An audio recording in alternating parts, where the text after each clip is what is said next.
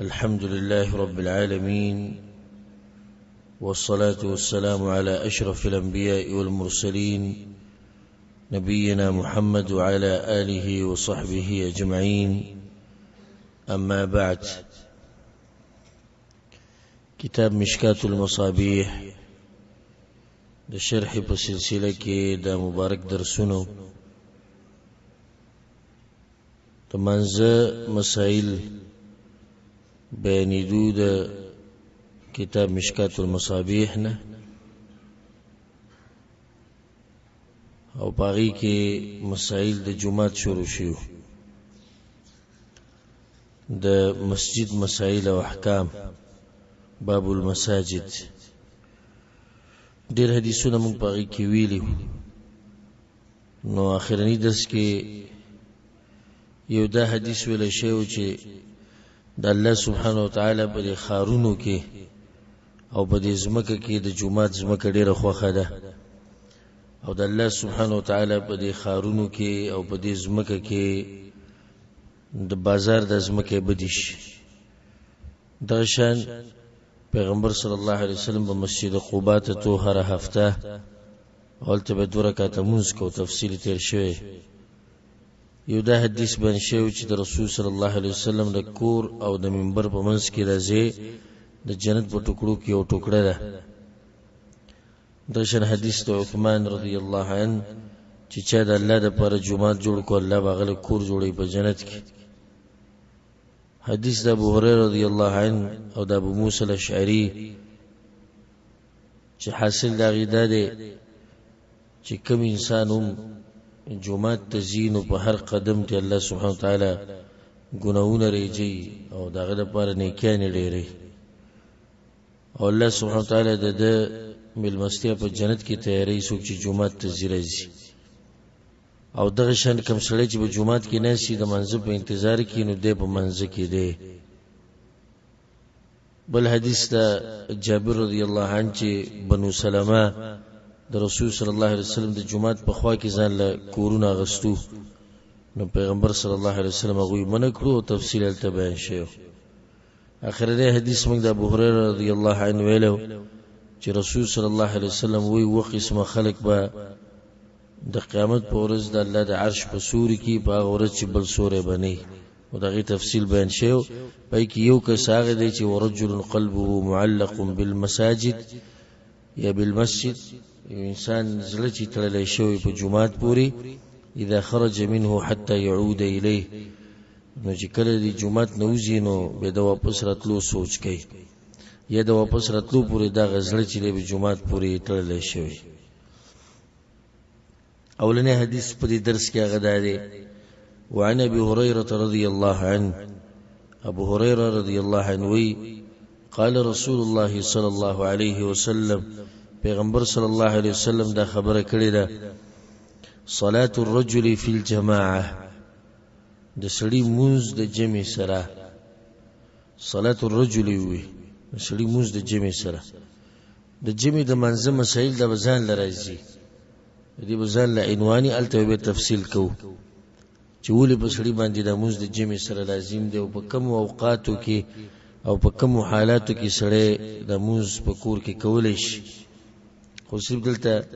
اشاره وته کو چې صلاة الرجل فی الجماعه، د سړي مونږ د جمع سره د نوازې شو چې سړي مونږونه هغه په فرضي مونږونه په کوم ځای کې هغه په جمعتونو کې کوي. حزنانه د پاره غوړه مونږ هغه په کور کې دی. خدا باز شنه د زنانو د طریقې دی بازو سړو خپل کړی ده چې فرض مونږ په کورونو کې کوي بغیر د عذر نه. دا دوی د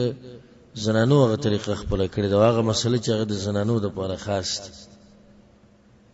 سړي مونږونه په جمعات کې کوي. صلاة الرجل فی الجماعه، د سړي مونږ په جمع کې تضعف على صلاته في بيته وفي سوقه 25 ضعفا. دا مونږ کوم چې د جمع سره کوي د هغه منځنه چې هغه د په خپل کور کې کوي یا په بازار کې په دکان کې ځان له یوازې کوي، دا غینه 15 درجه غوړه ده. 15 درجه د جمع مسائل چې کله بیانول ته به راشي چې په حدیث کې 20 درجه راځي او کې 25 وجه سره د بل ته بیانو ک الله سبحانه تعالی توفیق او ژوند راکو. خودلته دا خبره چې یو سړی په کور کې مونږ کوي، یو سړی ځان له دکان کې مونږ کوي، دا بس تاجرانو جمعه ته نه راځي او دکان کې یا د کاروبار په غزي کې چې ځان له نماز واچي دته به اجازه ته چې کاروبار خراب نشي، د ځان له اجازه کتره د دوی د منځنه د هغه انسان مونږ چې هغه په جمعات کې دی 25 درجه ته غوړه دی. وجه صدا کور کې مونږ کو، خپل دکان کې مونږ کو، بازار کې ریبل د غوړه دی ولي. وذلك انه اذا توضا فاحسن الوضوء، وجه دار چې کله دی ودس کې د منځ لپاره نو خيسته او د سوکي ثم خرج الى المسجد بجمعه روان شي لا يخرجه الا الصلاه، د کور نه دی راويسته د سب د منځه بس. دغه دې اشاره ده چې اخلاص پکې د چې روان دي د جمعه ته نو د الله سبحانه تعالی رضا ده پر روان دي، بل هیڅ نه دی راويسته. لا يخرجه الا الصلاه لم يخطو خطوه، دې چې هر قدم یګدي یو چتې بلګدي الا رفعت له بها درجه، الله د درجه او چتې د غیدلسه وحط عنه بها خطيئه او گناه الله ریږي. صرف دا فضیلت نه ده. فاذا صلى نو کله چې د موږ ختم لم تزل الملائکه تصلي عليه ما دام في مصلاه، نو کله چې د په جمعات کې ناشي سو پوری چې د په خپل ځکه ناشي ملائک د لپاره دعاګانې غواړي او سوي اللهم صل عليه اللهم ارحمه، یا الله په دې سړي باندې رحم وکې، په دې سړي باندې رحمتونه راوړې، د دې سړي تذکرہ په اسمانونو کې وکې یا الله. ولا يزال احدكم في صلاه من انتظر الصلاه، او تاسو کې یو سړی چې د منځ انتظار ته ناشي په جمعات کې نو دې په منځ کې دی،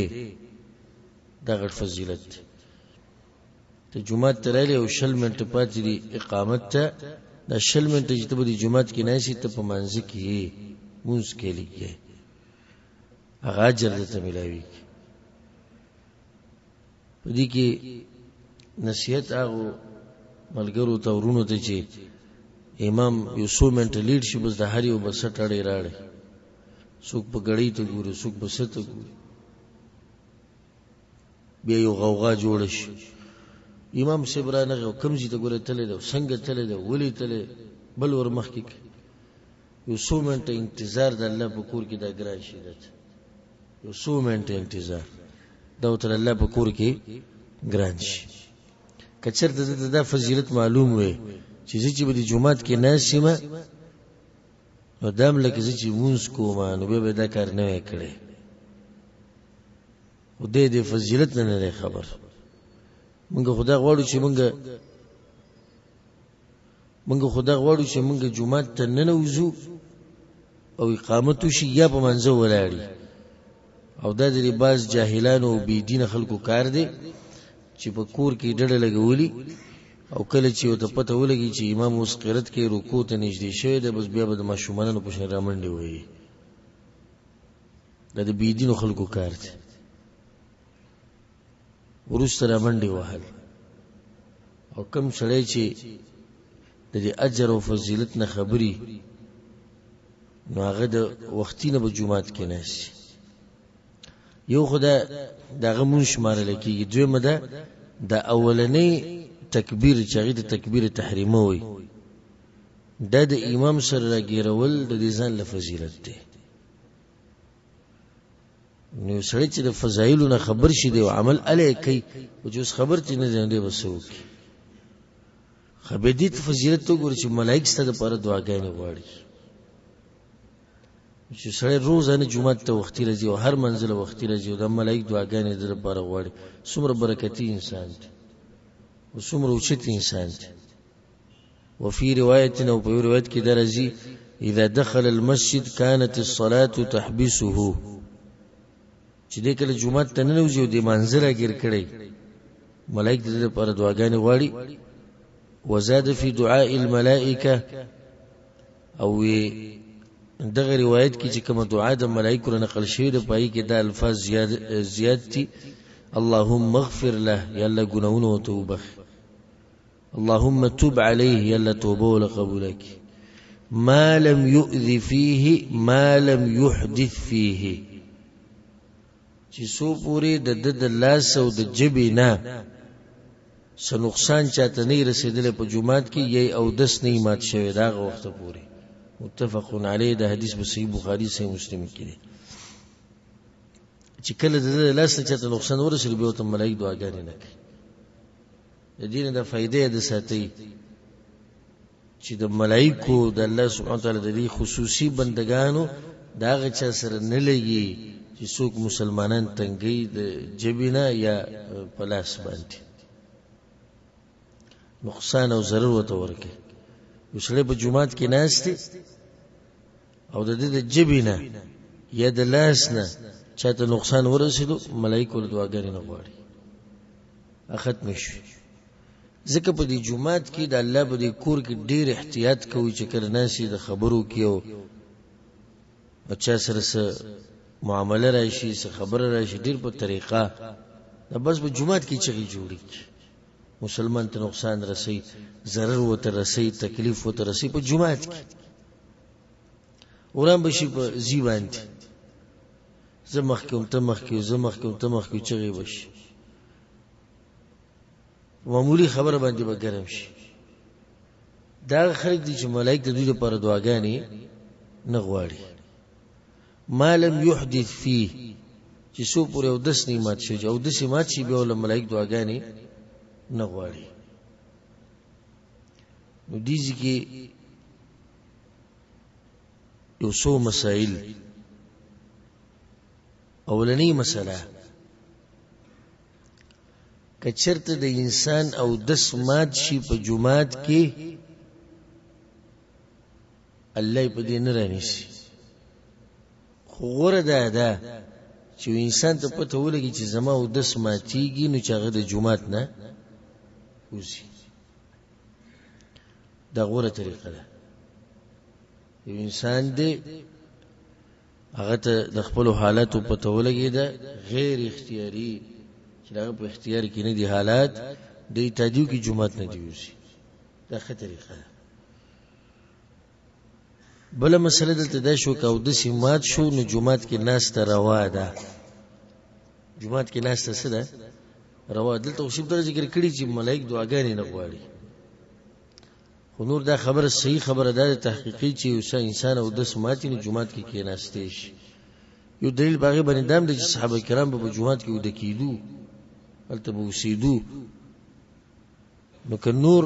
او د سماتې دو سبب نه داخله او د سماتې دو سبب دی کنه دا خوب چي چې انسان او د سماتې د په جمعات کې کېناستې شي ورته چې انسان په جمعات کې کینینو او د په حالات کې او چې او د سمات شنو او د ستو کې او به دی راشي او کنه د قشام په کې کینینو هم جایز دي والعلم عند الله متفق علیه ده حدیث په صحیح بخاری صحیح مسلم کې دا غینه بعد حدیث ته وعن ابي اسيد رضي الله عنه ابو اسيد وی قال رسول الله صلى الله عليه وسلم پیغمبر صلی الله علیه وسلم دا خبره کړې ده اذا دخل احدكم المسجد پتاسو کې چې څوک جمعه ته نه نوځي فليقل ندادي وی اللهم افتح لي ابواب رحمتك يلا زما د پاره د رحمت دروازې کولاوک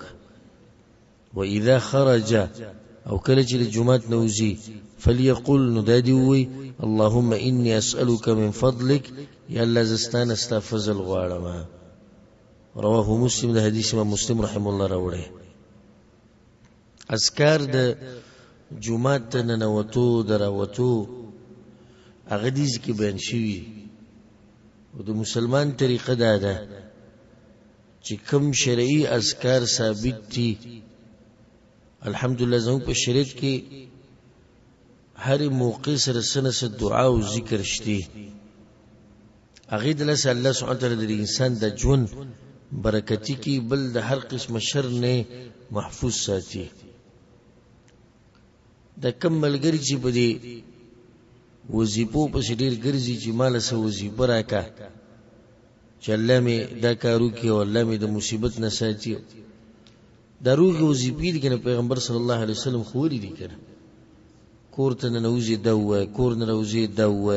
جامع غوندي دوه ډوډۍ خوري دي سی بوي چې ختمه لیکړه دا بوي ماشوم چې پیدا شي دي سی بکه کورواله چې کې دا بوي او د سمات زیته چې نوځي دا بوي چې روزي دا بوي چې باران وشي دا بوي ګړزا چې په اسمان کې ووري دا بوي عذاب چې ویني دا بوي سیلې چې ویني دا بوي هر ځکه شته چې دا ذکر او د دعاګان انسان په هر موقع باندې وي الله یې ساتي کړي او الحمدلله ثم الحمدلله. دا بس خلک په موږ باندې دغه لګي وي دوی دعاګانې نه مانی دوی دعاګانې نه مانی او دا سیب د دې درسه وي چې موږ دا خبره کوو چې په تعزیت کې په لاسنیو کې دعاګانې شته خلاص وچتول نشي دا درسه اول وي دعاګانې نه مانی زه شرطین دغه کسان ته کوم چې وي چې دوی دعاګانې نه مانی. الحمدلله زمونږ د سلفیانو ماشوم ته د اذکار د دعاګانې ټولې یادې په کوم ځکه به کوم دعا وي کوم ځکه به کوم نو د ټولې یادې به وي دعاګانې نه مانی شي دعاګانې مونږه چا ویلي چې مونږ نه مانی خو اله د ټاپه پتا باندې لګی چې کله تر د خواهشاتو خلاف خبره وکي او د دې مسلې خلاف خبره وکي. اوس دا دعا د جمعه ته چې ننوځي سبب اللهم افتح لي ابواب رحمتك دعا ده کنه یا الله د رحمت دروازې کولو لاس وسلو چته نه دا کم خلک چې په تعزیت کې لاس وچتي دوی دې سره لاس وچتي ها هغه منو چته نو ته دا دعا نه تولید تلاس نه چته جمعه ته دروازې سره ودرګ اللهم افتح لي ابواب رحمتك نیک ولي نیک وې دا نه دي ثابت دا چا نه دي ثابت ها مذهب نه ثابت کتاب نه ثابت که کتاب کې به کول که کتاب کې راغلی وي به کول خو کتاب کې نه راغلی دا وجه ده. نو مونږ دا وایو څنګه چې ته دې کتابو مولوی سے په خبره پورې خطه دومره مضبوط نو مونږ هم د قشان وایو چې د پیغمبر صلی الله علیه وسلم نه کوم ځکه دعا راشي لاس نه چت کړي بس مونږ هم لاس نه چته وغه دعا کوو دا فائدې ده ساتي. دلته خدای دعا سم دومره ده اللهم افتح لي ابواب رحمتك. نور حدیثونو کې لکه سنن ابي داود کې د روایت ته چې مخکې به درود وي اللهم صل على محمد او بیا دغه دعا په سو اللهم افتح لي ابواب رحمتك يا الصلاه والسلام على رسول الله اللهم افتح لي ابواب رحمتك. امام ترمذی رحمه الله روایت راوړه پای کې وسره دادی رب اغفر لي ذنبي وافتح لي ابواب رحمتك رب اغفر لي ذنبي وافتح لي ابواب رحمتك. او کله چې جمعات کې دنه قدم کیږي نو بیا به یو بل دعا وي چې هغه سنن ابي داود کې ده اعوذ بالله العظيم وبوجهه الكريم وسلطانه القديم من الشيطان الرجيم. او ننوتو کې به خیخ په مخ کې کوي پر وتو کې به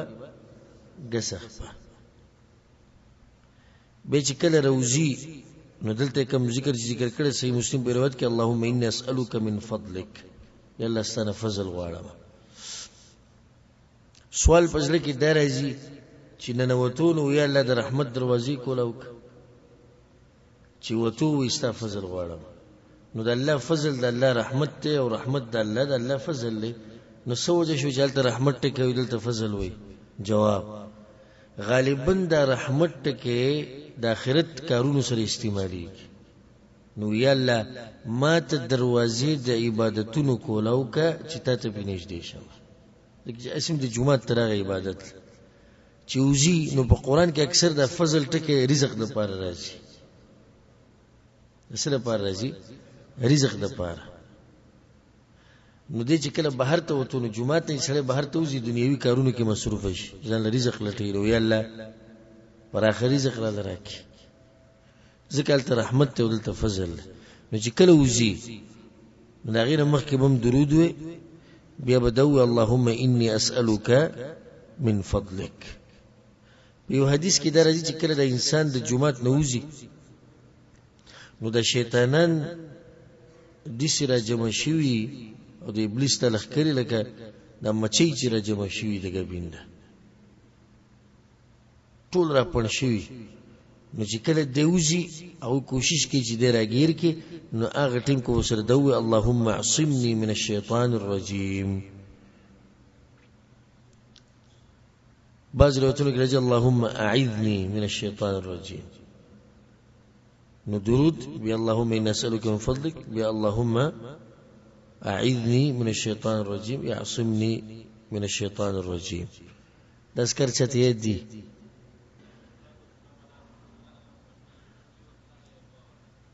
اللهم اغفر لي ذنوبي وافتح لي ابواب رحمتك. دا بغیر روایت کې د دعا دي سره غلي په بل کې صرف دا اللهم افتح لي ابواب رحمتك بیا اللهم اني اسالك من فضلك. بل دعا نشتی جمعات ته چې نوځي ما سوي قدم چې کېږي جمعات کې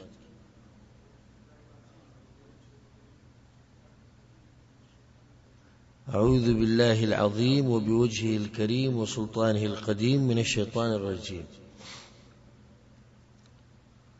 در افسوس خبره چې دا ډیرو مسلمانانو ته نه دی معلوم دا شیطان زموږ ډیر ناشنا دشمن دی. دا اسکر چې کله زموږ مخې ته راشي نو هغې داسې موږ ته دغه ښکاره کړي دا زړه توجه ورته نه شي او حدیث کې راغلی و تیر شو. خو که چېرته یو بدعي ذکري لکه اوس یو ځای کې لګېدلی دی زموږ په دې ملکونو کې خو چا په دیوال څه ولیکل که مرضي ده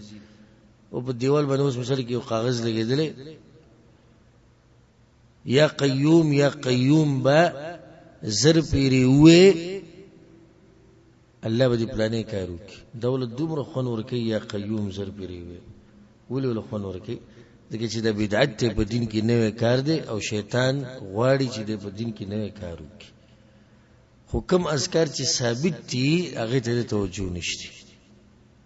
اوس دا خبره اللهم اعصمني من الشيطان الرجيم یا الله ما د شیطان نه په حفاظت کې ساته څومره اوچته دعا ده او ته د جمعات نه روزي او الله ستا حفاظت کوي د هغه بل منځ پورې ته رالی بیا چې هغه منځ نه وتې بیا دې ده همیشه د شیطان نه په حفاظت کې پاتې شو. یا ته چې جمعات ته ننوتې یا الله د رحمت دروازې راته کولاو کړو چې د رحمت دروازې کولاو شي نور ته الله نه څه غواړي او چې ته راوتې یا الله ستا نه ستا فضل غواړم نو چې الله د باندې فضل وکړي نو ته نور څه غواړي. نو دا قسم اذکار یادوي دا یاد کوي په خپلو بچو ته خپلو ښځو ته مشرانو کشرانو ته دا زموږ په دې عجمو کې او په عجمو کې خصوصا په پښتنو کې دا ډېر غټ کمی دی.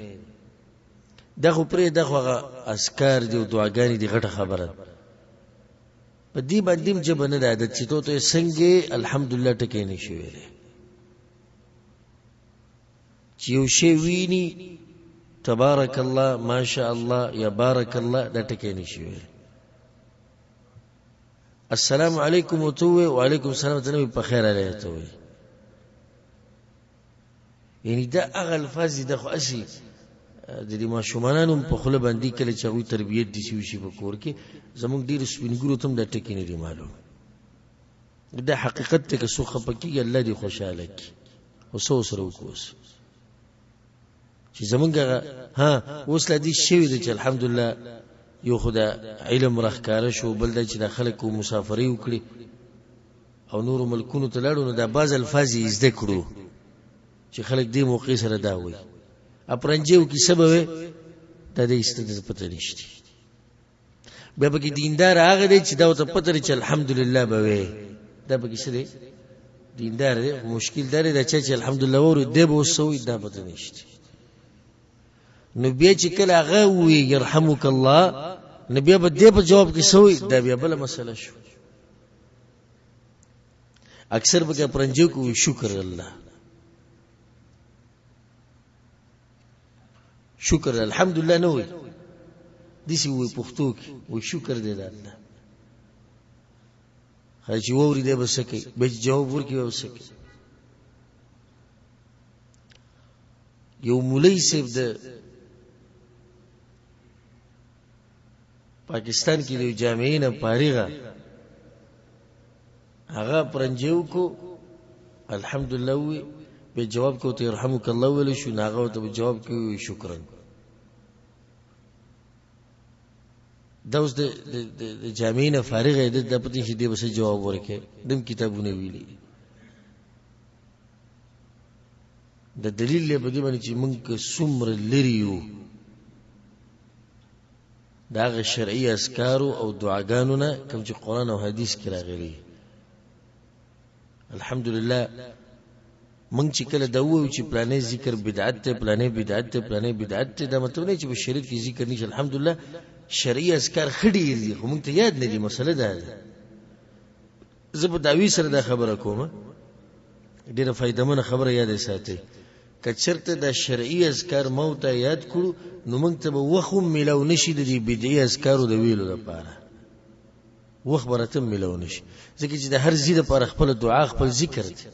خو زمونږ کوم کې الله هو هو الله هو دغه تناشتي یا بدیشي یا بدیشي یا په پاسي غړيږي د تسیاد دي چې قران او حديث کې سره غلي دي. خو دغه ذکر خو وخت ځکه چې دا ذکر هغه ذکر دی چې شیطان په خوشالي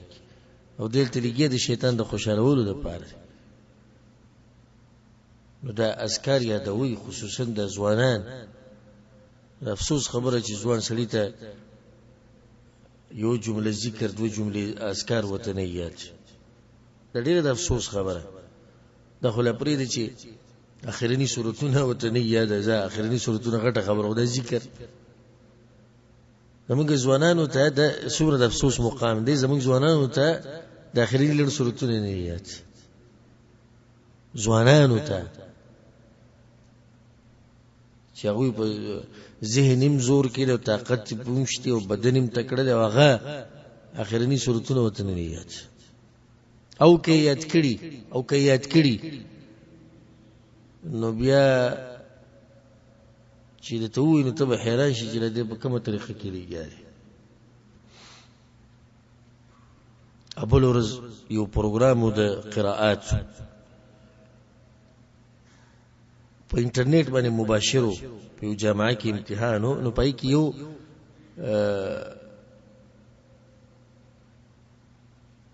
چې کوم علما ناسو او غوی به نمبر ورکولي او غوی به کتو چې دی روایت سره قران وای چې هغه 7 قرات 10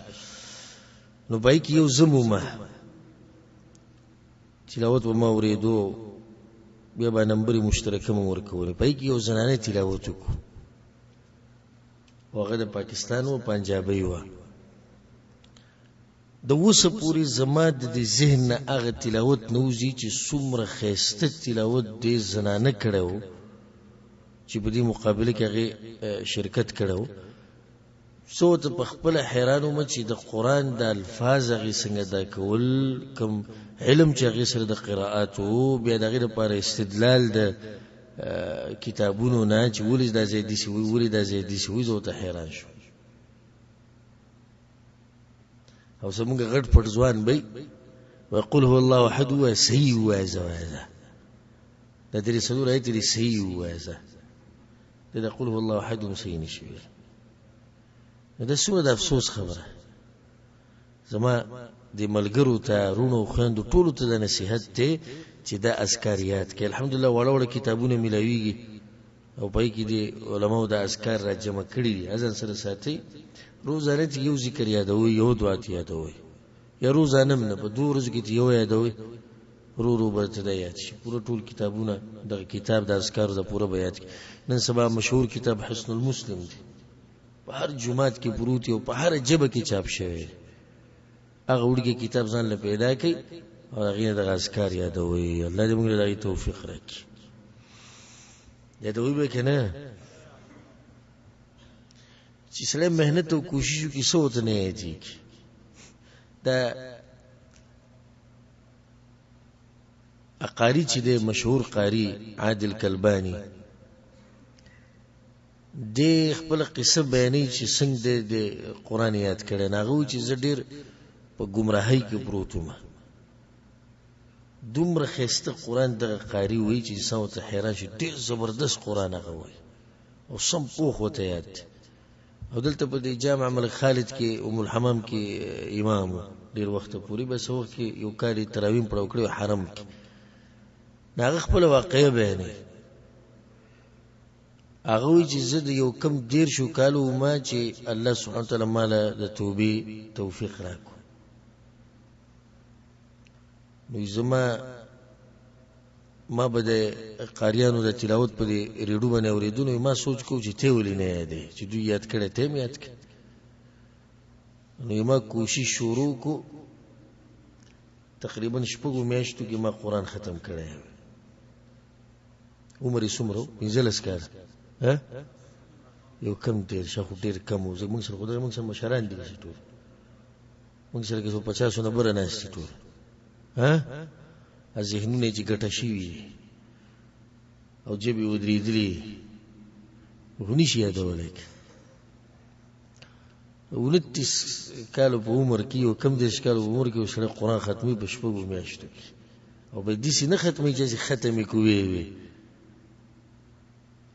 داسې ختم کو چې سم ورته یاد دی او سم ښایسته ورته یاد دی نو دغه زموږ په شان انسان او دغه شان دغه زړه او دغه شان دغه ذهن او دغه شان ښځه او بچي هر څو بیا به کوم یاد کو نو څه وجه چې ما ورته یې نشي یادولی هغې څه وجه ده وجه هغه د ایمان کمزورتیا ده وجه د ایمان کمزورتیا ده ما تاسو ته واقعه بیان کړې وه چې یو بوډۍ زنانه څه د پاسه 80 کاله عمر کې قرآن حفظ کړی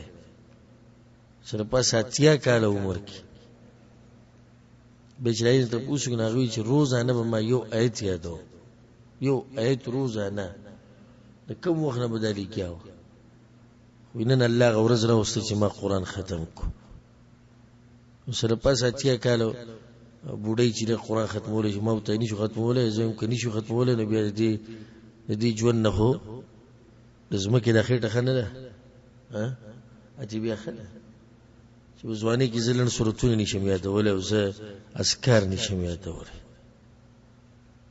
هغې نه بعد حدیث دی وعن ابي قتادة رضي الله عنه ابو قتادة ان رسول الله صلى الله عليه وسلم قال پیغمبر صلی الله علیه وسلم دا خبره کړې ده اذا دخل احدكم المسجد کله چې به تاسو کې څوک جومات ته ننوځي فليركع ركعتين قبل ان يجلس نو 2 رکعاته لمونځ دې وکړي د کېناستو نه مخکې متفق علیه د حدیث په صحیح بخاري صحیح مسلم کې دی دا اهمه مسله د جومات مسائل روان دي نو دایره ته به بیان کړی چې د جومات حق دی په هغه انسان باندې چې څوک ورته ورننوځي او دې ته وایي تحیة المسجد ته چې چا سره ملاو شي نو لاس ورسره ملاو کې سلام پرې واچي په خیر ورته ووایه څنګه یې ښه داسې وکړي دا د انسانانو طریقه ده که جومات ته راننوتې نو د سره چې ملاقات کوې نو څه به کوې 2 رکعاته لمونځ به وکړې د دې نه بغیر به نه کښېنې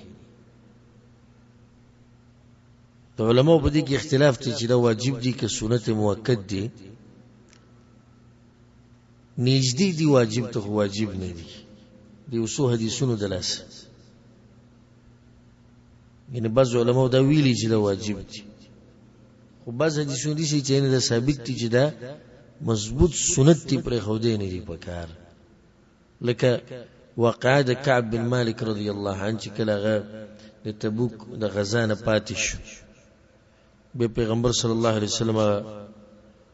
ملګرو ته وویل او په خپل هم د ده سره خبرې هغه بندي کړې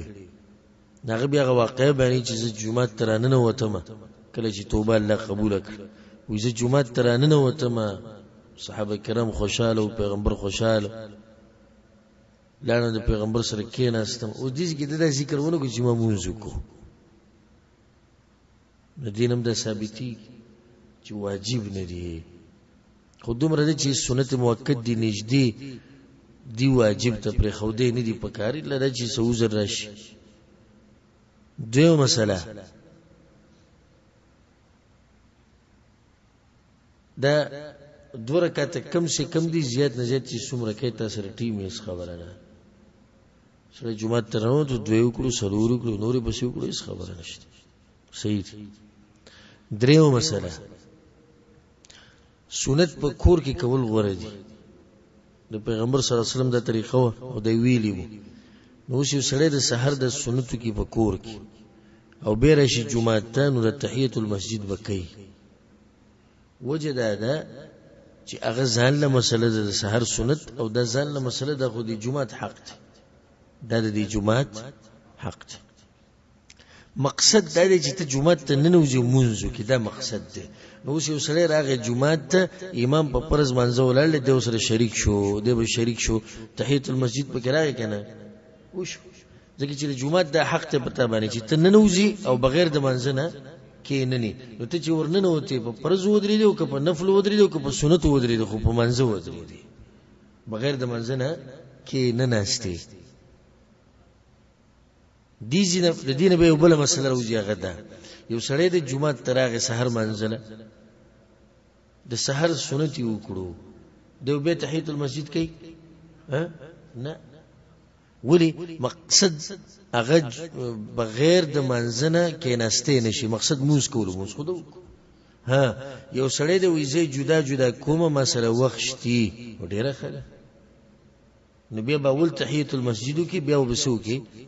بیا به سنتو کې بیا به فرض موزي که سړی راغی وخت یا نشتی یا وی نور موز نکوم خود ورکاته کوم سنت هم سیده تحیت المسجد جدا کولو ته به ضرورت نشته چې مقصد منځ کولو او منځو شو دا زمونږ د خلکو ډیر غټه نه پوي د جمعه ترنو زیاده قشان کینی او پیغمبر صلی الله علیه وسلم د خطبه په دوران کې کس پاسول دی پاسه موږ دې کړه غوي نه پاسه دوه رکعات وک کوم علما چې دې ته ګوره واجب وي او دا دلیل هم پیش کوي ګوره د خطبه په دوران کې سره پاسو دا خبرې سي معمولی نه ده ځکه ما دا وی تاسو چې واجب نه دی خو واجب ته نږدې دی پر خو دې نه دی پکار ځکه چې د خطبه په دوران کې یو کس پاسي او د خطبه اوریدو واجب دی چې راشي کینه سي خطبه اوریدو واجب دي او پیغمبر صلی الله علیه وسلم دغه واجبونه یو کس پاسې وي چې د برکات وک نو د دې جمعه حق دی ومنګ باندې کله سره جمعه ترنو جنو پیغمبر صلی الله علیه وسلم وی چې نه بکینی چې سو پوری د برکات نه کړي کله سره جمعه ترنو جي او بوس کو ته زړو شو بس کم بیا به د برکات مونږ وکړو او سنت طریقه سره چې وبو په ولارس کې پناسته باندې غوړه دي په ولارس کې جایز دي پناسته باندې غوړه دي نو دې بل ته کینی کنه وکینی ولي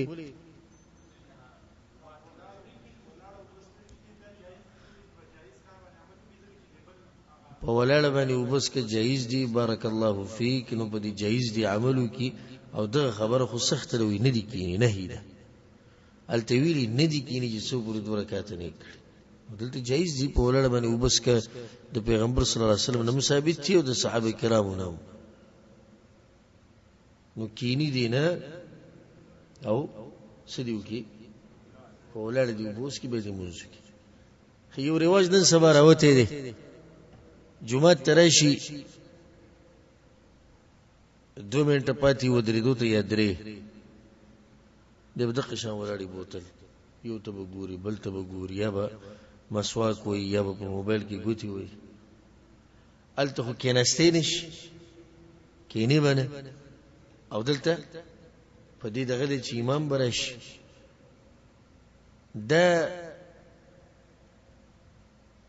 سناشنا طریقه نن سبا راوته جمعه ته براشي 15 شپږ پکې اسی ولاړی زرا نوزم کنه کړه دی جمعه ته نو چرانو زما نظر پریوځنه یو صبح اسی ولاړی انتظار کوي زماج ډیر روان دي صحیح طریقه دا چې تب جمعه ته چې څنګه ننوتی تحیت المسجد شروع کپه منځ کې اقامت شروع شو دغه پرېده په منځ کې داخل شي او کنه وخت ډیر شو امام لیټ شو ته به 2 رکعاته پوره کی ورسېدی به کنه دا طریقې نشته ګوره د انتظارونه کول چې ترالي اسی ولاړ نو دی په زیاده اسی چې ته ودرېږي دی په ځای خنۍ ته منځو کې یروي کې دي شي ودري نو که ودري دغه حل شتي که ودري د نوري سکی کچرته د جمع ودري دا نو حل شتي کې نشتي حل شتي حل دا دی چې جمع ودري دا او ته په دغه 2 رکعاتو کې دا پرې د ولړ شه بس کې شریک شه او جمع کې شریک شه نو کله دې سم کې چې امام را روان دی امام لیټ شي چا سره ودرېږي په خبره یا کور نه لیټ راوځي یا او 10 کوي پای کې لیټ شي ته پکې 2 رکعاته کولای شي او ته اسی ولاړې نو څومره نقصان دی والله اعلم او دا مسله پکې واضح شو چې د خطبه په دوران کې هم د 2 رکعاته کې د خطبه په دوران کې به هم د 2 رکعاته کې خو مختصر به کې دې به نه لړن به وکي او به د امام د خطیب خطبه اوري دلته بل مسله چې دا 2 رکعاته موز دا په اوقات مکروهه ممنوعه کې کیږي لکه د نور در خاتون د سحر د منځنه بعد دین یو وخت شروع شي د نور در خاتو پورې به دغه نه بعد یو لس 15 منټ دغه شان چې کله نور د اسمان په منش او دریم مازیګر د منځنه بعد د نور د ډوبېدو پورې دا اوقات هغه اوقات چې دي کې نفلي مونږ نشي کوله خدا به کې کولای شي وجه دا چې په دغه د دې مسلمان مخ کې تفصیل بیان کړي چې په دغه وختونو کې هغه مونږ کې دي چې دغه سببي نو د دې منځ سبب شتي او هغه جمعه ته نه وته دي نه دا پاغه ټیم کیم کی او دلیل باغی باندې دا دی دلیل باغی دا دی چې پیغمبر صلی الله علیه وسلم چې کله د کعبه چابي هغه صحابي له ورکړه چې دا ځان سره ساتن او هغه ته دا وی دا چابي والا او څوک به د منځنه نه منع کوي چې دلته مونږ کوي که هر ټیم کوي که هر وخت کوي ځکه چې دلته خلک طواف لري او طواف نه بس 2 رکعات کوي خلک 2 رکعات کې دبه نه منع کوي نو د طواف نه بعد د 2 رکعات کول د دې سبب شته هغه د طواف دی نو ځکه دغه کیږي په دغه وخت کې د شند جنازي مون شو د شند خسوف مون شو نو صحیح خبره ده چې د 2 رکعات مونږ تحیت المسجد په اوقات ممنوعه کې کیږي نه کیږي پکې والله اعلم داغين بعد حديث وعن كعب بن مالك رضي الله عنه كعب بن مالك كان النبي صلى الله عليه وسلم لا يقدم من سفر إلا نهارا في الضحى پیغمبر صلی الله علیه وسلم با د سفر نه چې کله راتو نو د ورځې براتو د ورځې د ساخ په دی وخت کې به کور ته نه وته هم د قټیم کې براتو فاذا قدم بدا بالمسجد كلا براغ اول کار بدا کو چې جمعه ته بننه وته فصلى فيه ركعتين 2 رکعات منځ به کو ثم جلس فيه بیا کېنه صبح جمعه کې متفق علی دا حدیث په صحیح بخاری صحیح مسلم کې دي کې ډیر مسائل له بعضو ته په اشاره کولنی دا د پیغمبر صلی الله علیه وسلم طریقه دا و چې هغه د شپې کور ته نه وته کور ته د شپې بنه نه وته د ورځې براتو واپس څومره اوچتي انسان د ورځې براتو دي کې حکمتونه دی وجه دا دی یوا چې د ملګری به سره ملاقاتونه کوي نو دا وخت د ملاقاتونو لپاره مناسب دی شپه خو نه مناسبه ده کنه خلکو خوبونه به خراب شي دویمه ده چې ورځ د کور کې زنانه خزه وی خدن نو هغه به خپل خاوند ته ځان سنبال کی او چې اچانک ورننه وځي نو خزه ته د ځان د سنبالولو ټیم ملونه شو سبحان الله بل طریقه د رسول صلی الله علیه وسلم دا و چې کور ته اچانک نه وته حدیثونه ثابت دي چې رسول صلی الله یو کس ولېږو کور ته خپل خو به 2 رکعاته مونځ کې جمعات کې کېناستو ملګرو سره ملاقاتونه کول او یو صحابي به ولیدو ولاړ شه خپل بیبيانی به ته یاد کړی هغه له خبر ورکړي چې ډیر روان دي نور چې انسان به تاسو زمکه به مخ باندې ملاو نشي دا د دې د پاره چې ته زړه کې د خزو دار نشي چې د په موږ باندې بدګماني کوي زموږ جاسوسي کوي چې اچانک په موږ رانه نه وته څوره اوچت اخلاق دي دا رشتہ د اصل د خزو د خاون په منځ کې رشتہ یې د غشن خزو او خاون په منځ کې د خزو خاون د رشتہ د په یقین باندې بنا ده په شکونو باندې نه ده بنا بازو ټلیفون اوچت نه کوچ ګورې سي چل وای بل طرف ته ځین لاړ شي ضرور موبایل زمان ضرور موبایل ولې اوچت کو سي چل وای د چې پلار کړه دا خو یې 2 ورځې لازم درې تیری شو د نه راځي سي چل وای د دې بیمار انسان چې د شکونو بیماری وته دا غریب جونی والله دې شي ژوند نه منګه ساتي نو دې شي په خزمه اچانک ورننه وته ډېر خلک دا وایي چې زما اچانک نه زموږ ورم دا څه کوي دا مناسب کار دی نه مناسب کار دی چې اچانک نه وشي موقع ورکا خبر کا پلانی ټیم له بزه درځما هغه بزان ته تیار کی بل ستا په باندې یقین دی نو دې جاسوسي او اچانک نه وته ته دې قصو ته ضرورت شو ورسېدې بده کنه نو پیغمبر صلی الله علیه وسلم با یو کس ولېګو چې دا بیبيانی خبر کی په خپل به شروعات ته کوم جنو وکړو چرته به ول نه وته جمعه ته دلیل له بده باندې چې مسلمان جون هغه ټولې د جمعه په خوښه کی مسلمان جون به کوم ځکی د جمعه په خوښه کی نو جمعه ته نه وته 2 رکعاته مونږ ورو بیا بکې نستو ناس ته حکمت موږ ذکر کو د ملګرو سره ملاقاتونه ځکه چې هغه ملګری کوم چې د پیغمبر سره په سفر نه وتلی یا په شوق کې چې موږ ملاو شو د رسول صلی الله علیه وسلم سره دویمه دا لګ به د مشي برابر بشي کور ته بننه وځي کله چې سړی چې وګت سفرو کې ډایرک کور ته نه وځي مخکې د دمه ونه کې نو به کور کې سړی ستړی دا خپلوانو دا راجمه کېدون او دا وی دا خبرونم خون و نخل وې زستړم خو چې کله دی یو ځکه دمو کې او بیا ورننه وځي کوړه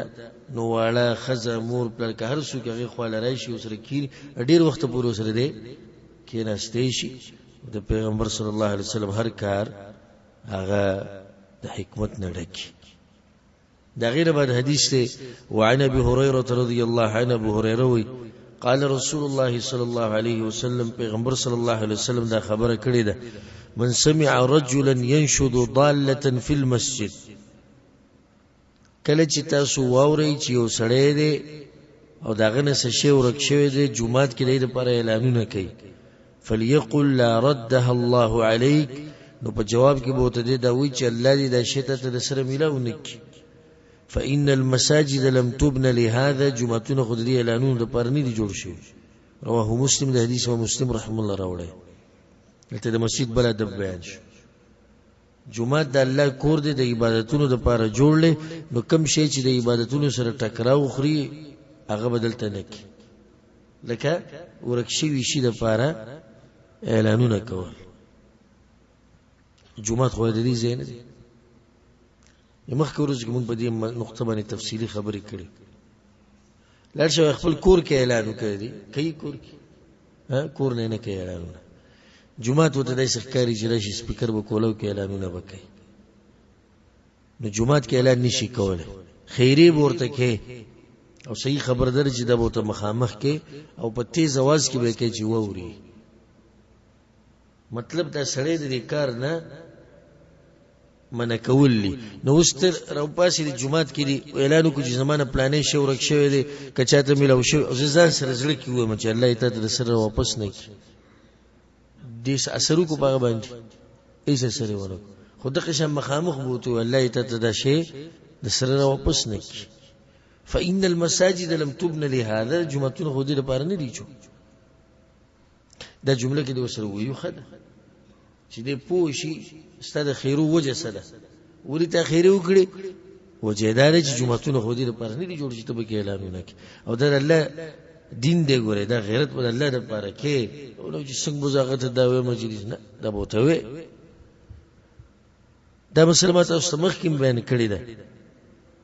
چې په جمعات کې یو شی زوړندول دا مې اعلان کولې په جمعات کې. بس خلک د جمعات د محراب خوا کې چې چابیانی بزوړندې کی څوک به کې بل څه شی زوړن کی بل څه شی زوړن کی ځا خلکو نو لیدلې کې شاولې دوا به دا مې اعلان دی. دا مسله اعلان دی. اعلان کې جمعات د خلکو ته سویل غواړي دروازې نه بهر یو دروازې نه بهر درځي کولې شي. درشن د دې په شان بیا یو شیخ خرڅول او غستل یو شیخ خرڅول غستل سړي ناروا دي. پیغمبر صلی الله علیه وسلم وی کته سو په جمعات کې یو سړی ولیدو س شیخ خرڅو یا غستوي وته وای خامخ لا اربح الله تجارتک، الله دې په دې تجارت کې کامیاب مکه. ولی جمعتون دې لپاره خو نه دي جوړ شي ته به کیس بیک ځکه دا فائدې ده ساتي. بعض مسلې کله چې د شریعت عام قانون ذکر شي په دې کې د ډېری مسلې راځي. یو سړی د په جمعات کې ناشته او ټلیفون وته راغی، ټلیفون وته راغی چې د چاته وینا کړی و چې دا کور ز خرصوم یا گاډه خرصوم او دغه دغه ټیم کې ټلیفون نه غي او کس وته وی دا کور زما په کار دی ټلیفون باندې او بل سره خوا کې نشته د په ټلیفون باندې خبره کوي بل وسره مخامخ خوا کې نشته او د مخ کې نه د باس کړي دی کور او د گاډي د جایز دی.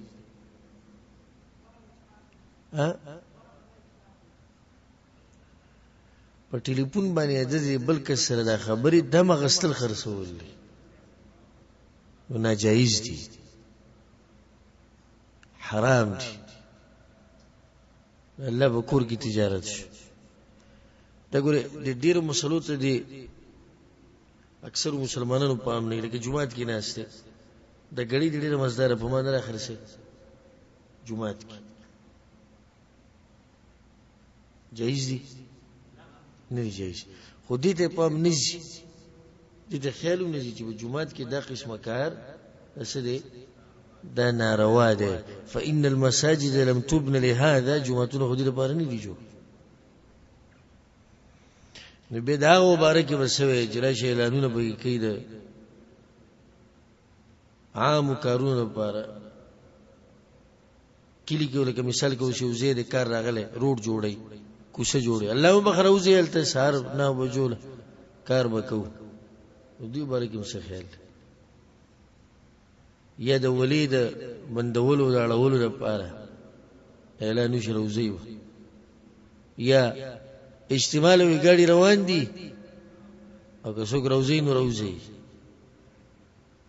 دغه کسته به وې د سپیکر والے خپل کور باندې پاسه ولګو به اعلان نه کوه کوي نه کوي ورزګي د خپل کور عزت کوي. خو چې الله کور شنو د هر شي اعلان بګی دلته کی غریب فقیر کرا شي خیرم کړي راغي وګدا قصه شروع کې اعلان نه درس د الله مبغه پلاني کړي نه غریب راغله او د مشکل له د مشکل له څو کول سور کول غواړي جوته دې لپاره چې بدی کې ودا قسم اعلانونه کی پلانې مړله پلانې ټیم به جنازي پلانې ورکشه دي دا ټول ناروا کارونه دي. فإن المساجد لم تبنى لهذا. تاسو د سعودي عرب کې پاتې شوی دا مسله دلته زده کې دلته چې جمعات کې اعلان اوریدلې نه څومره احترام کیږي دلته د جمعاتونو د جمعاتونو د لپاره نه ته به اعلان نه کی هاي شی د نور کې شوی دی ستا شک د جمعات کې به ورکی یا د جمعات ورته معلومي بهر د دروازې سره خوا کې دغه ځکه اعلان وکړ ورونو باندې څه شی ورک شي چې چا سره یې لیدلې یا په پاڼه باندې ولیکوي لګو بهر خو جمعات کې دنه دا کار سره دا من دی والله اعلم. دغه نه بعد حدیث ته وعن جابر رضی الله عنه جابر رضی الله عنه وی پیغمبر صلی الله علیه وسلم وی من اکل من هذه الشجره المنتنه دا بدبودار ونه چې وی چاو خوړه دینه مراد سدي پیاز اوګه یا مولی دسی چې بین به دخلي نزي وی چا چې دا بدبودار ونه وخوړه فلا يقربن مسجدنا زمون دی جمعه ته نږدې کیږي نه. زمون دی جمعه کې مراد عام ټول جمعهونه نو به ولي زمون دی جمعه کې مطلب دا نه چې زمون دی جمعه کې مسجد نبوي ته نه نږدې کیږي زمون جمعه ته یعنی زمون د مسلمانانو جمعهونه ته نه نږدې کیږي منګ نه مراد څوک دي مسلمانان ولي فإن الملائكة تتأذى مما يتأذى منه الإنس ملائكهم تنگیږي د هغه سنه چې انسانان دي تنگیږي متفق علیه دا حدیث په صحیح بخاری صحیح مسلم کې دی. کله چې انسان د خلینه بنزي انسان دي تنگیږي کنه تنگي ملائکه تنگیږي نو په منځ کې جمعات کې خو ملائکه مخکې موږ سره مسله تیر شوې ده چې مازیګر کې بدليږي سحر کې بدليږي عامو منځونو کې نورو کې حاضري او د خلینه د سړي د پیازو بین روان دی یا د اوګي بنت روان دی یا د مولای بنت روان دی نو دوه نقصانات د انسان هم تنګي د خوا کې چې کوم ولاړ یو جمع ده کنه خلک را جمع شوي د جمعې پر ورځ ولې ویل شوي دي چې ولام بي ها چې دا خلک د خلود بین نه تنګ نشي نو چې سړی سره خوا کې ولړي پیاز خورلي یا اوګي خورلي او به دا بچ به کوي نه خلک چې وازه کې ور رقیب کې ماچي سره جوړ د تسوه ما یو خو بیمار جدا مسله دا ډرخه چې وګرمه کې بیمار دي چې بیماری هم د کله په سړي باندې ډرخه وره خدا یو نیم ډوډۍ وخوري پای کې به د پیاز او وګو د شی وخورینو جمعه ترغه پیغمبر جمعه ترې نه راځي څنګه ولکه جمعه ترغه بیا به دا ډرخه وګرمي خصوصا د روزه کې د ماخام په منځ کې یا په تراو کې به چې بار تر وځي پولیس موږ ډیر وګت کوه وګت کړي نه دي ته چې د خېټې ته ساچ ولې دا یو منټ ودرې د بساده لپاره ګران دي ځکه چې دیږي پوره سړی ځان راو رسېږي اخیری ثاني شي هغه ستې ودرېږي ته سملاسته هم نشي ودرې د خلا پرې دغه هغه ساري شي هغه ستې ځکه شریعت سوې ډوډۍ کم خوره ډوډۍ چې کم خوري نو په دې منځونه کې بسې په عبادت کې به چاق د ډیر روټي او ډوډۍ د انسان سستی په انسان کې راولي عبادت به نشي کول. نو ګوره د دې حلال شینو نه تمنه شو نو به دې څه خیال له حرام مبارک چې سړی سیګریټ وسکي او نسوار ولګي او به دقه شنرش خلوی نینځي لاس وی نینځي او دقه شرانوزي نو زړه خلینه به څومره بیا دغه بین چیزې دینه به څومره تنګيږي د ملایکو انسانان خصوصا د کم خلک چې سیګریټ سکي ولله چې سره خوا کې ودرېږي ته په منځبانه سره پوه نشي. دا تجربه هم کړې ده کنه سیګریټ انسان په خوا کې ودرېد ډېر سخت انسان څنګه نو چې دا حلال نه تمنه شو نو حرام خو بیا حرام دي. بل مسله دلته دا شو مطلب دا نه دی چې اوګه او مولی او پیاز دا حرام دي دا مطلب نه دی اگر که بعض علما ګوره دا موي خدا قول شاذ ده کمزوري خبره دا حرام نه دي عام اوقات کې خورېش خو چې جمعه ترازینو به مخوره.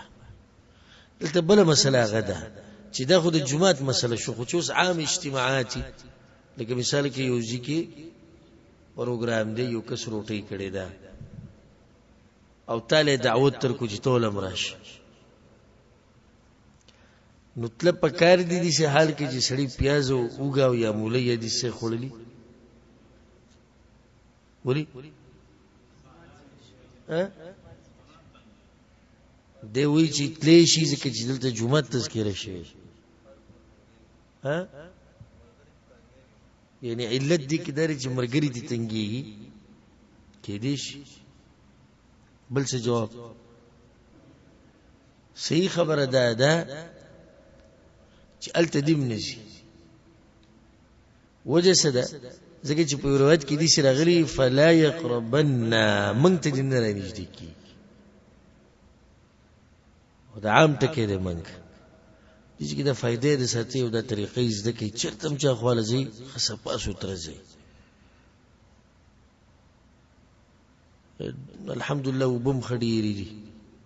صابونونه مخارزان دي عطرونه په یو ریل په کې دوه شیشې ملوي دا یو نیم الله بخله چې ویني نه یی دومره هغه 15 منټه ناشته به وسره ته به جو سې چلو کوم دنه په کم طرف لاړ شي د خلی نه اسخابینځي د ترخونو نه بین روان دي د جورابونو اسخابینځي د خپونه اسخابینځي د کپړو ته چوغوري د خولو هغه کرخه وګړي ښکاري زمون ټول په دې دنیا کې ملمانیو کنه یو سورزي ژوند دي او غته په دې ښه کپړو کې تیر کو نو جوړ خاصه موتابه تیزیون لک صفا سوتر خو تیر ک دا یو نیم پوره بین د ځان سره وړي چې کمزي ګرځي بس حالاتونه پته لګي د کپړو نه ککري شي وي د خلونه غریبي دي چې غریبي ده نو په وبو کې په صابون کې لمه غریبي نه درېږي کو بدی وی وا په کې به واچو نو مسلمان شاندار چې دی با ځان صفا سوتره ساتي امام احمد بن حنبل رحم الله مبارک رضی وی امام احمد شاګردانی وی موږ د امام احمد بن حنبل رحم الله په شان کس داغه په زمانه کې نو لیدل چې داغه په شان قیمتي خوشبويانه استعمالولې او صفا سوتره وګرځیدو بالکل دا مسلمان شان ده د غریبي د امیري خبره نه ده ته غریبي کپڑے نشي جوړولای نوري کنه دا خو صفا کولای شي دا کمی چې چوري دي کنه دغه غریبي نشته د بدن صفائی دا خو غریب هم کوي دغه غریبي او مالداري کوم چې ګره سخا ټوپي به چوري هغه بل رنگ نیولې بل رنگ انسان چې ته وګورې دا کله زدي چې کس وینم الله دې موږ ټول پر دې رواچي کله زدي چې کس وینم په دې سوچ کې چې د سره کور کې دا واړه دی وګوره څنګه وخت یې رہی ځکه چې دا د سره خو درې منټه ګرانت خو به زه خپل ځان ته دا غووم چې کوم سړی د شینو کور کې ماحول هم د شای جوړ کړي نو عادت یې اکثر خو شاغه چلته کوم واړه د خزاغم بس بدغه حالي دوړې او بل سره صبر کوي گزاره کوي غریبي ده وای صفای تذکرې چې غریبي ده نو ګور پیغمبر صلی الله علیه وسلم وګړي خړلې زمو خاله مرز پیاز دي خړلې مرز مولې دي خړلې زمو خاله مرز بل څه چې دي خړلې بین دي خړلې زمو خاله مرز نو به چې وسړینا د خلو بنزي په کپړو لپاسه ظاهري ګندګي پرتې یا د نشو تماشو غبینونه دي نو دې بیا څنګه وځي زم د خلکو سره وکینم نو د صفائی